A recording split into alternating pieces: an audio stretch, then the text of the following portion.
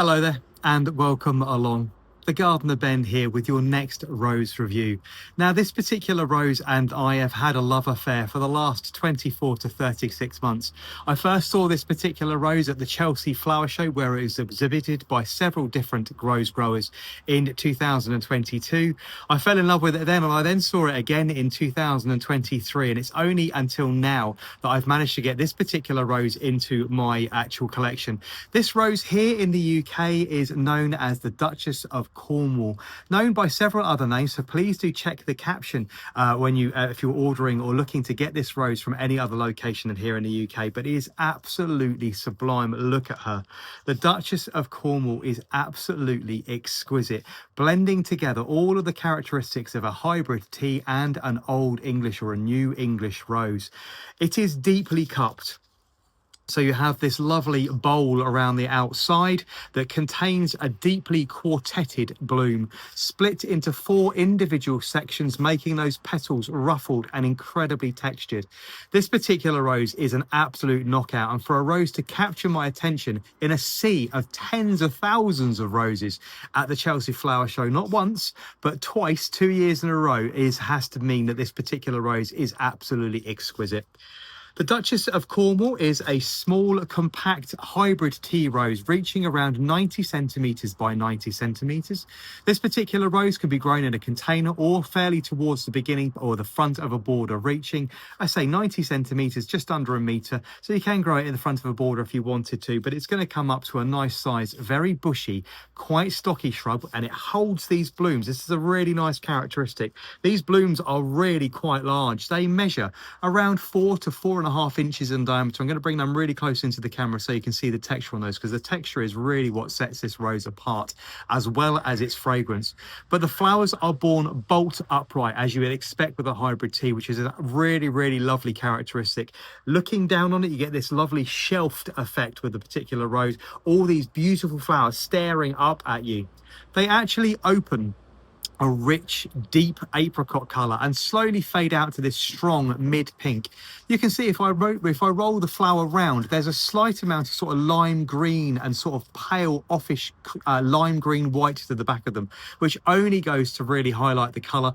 On the outer edges of that bowl, they slowly fade out and bleach ever so slightly, giving it a really beautiful antique look.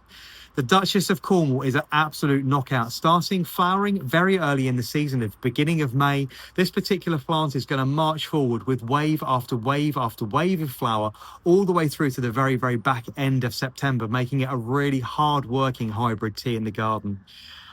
Just say this one is an absolute knockout. Not only does it have strong upright stems, which means those blooms are held like little discs looking up at you, but it also makes this rose perfect for cutting because the stems are quite strong and robust. These are quite short because the plant is very young, but they really are very much able to hold the weight of the flower, keeping them upright, so making them perfect for cutting.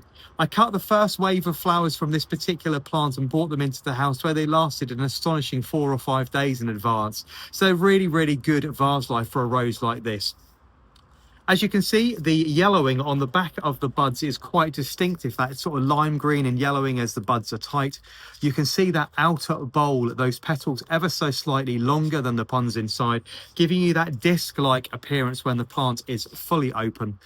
It has a very low thorn count. It does have thorns. I'm not going to say this is thornless, but it does have a low thorn count, making it easy to handle. So if you wanted to bring this into the house and cut it, and you wanted to enjoy it maybe as a buttonhole, this particular rose is really good for that, because it doesn't have very many thorns at all. It has dark green, high gloss emerald foliage, which is tough and leathery, almost waxy to the stage, deeply serrated with slight serrations around the outside. But then add all of those things together with this rose's particular fragrance and its disease resistance, and you have a combination rose which is really sublime. The fragrance on this one, now this is a hybrid tea, so it's always very clean and very fresh on the palate. However, the Duchess of Cornwall has a really spicy and woody edge to the back of it as well, so making it really lovely. Upper notes of citrus, so very lemon and zesty in its first impression. Then at the back, you've got sandalwood and cardamom, making it really, really warm. So on a day like today, when the sun is beating down, temperatures in excess of 24, 25 degrees, it makes the Duchess of Cornwall an absolute knockout. I'm really glad that I persevered with getting this one into my collection, because I'm really, really glad to have this one.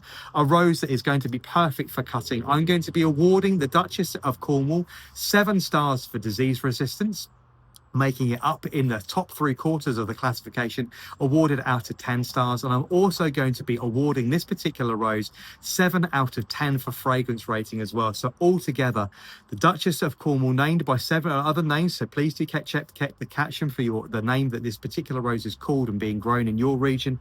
But the Duchess of Cornwall, a fabulous all-round rose, which I'm really glad to have in my collection. I'll see you all again very soon. Take good care now. Bye-bye.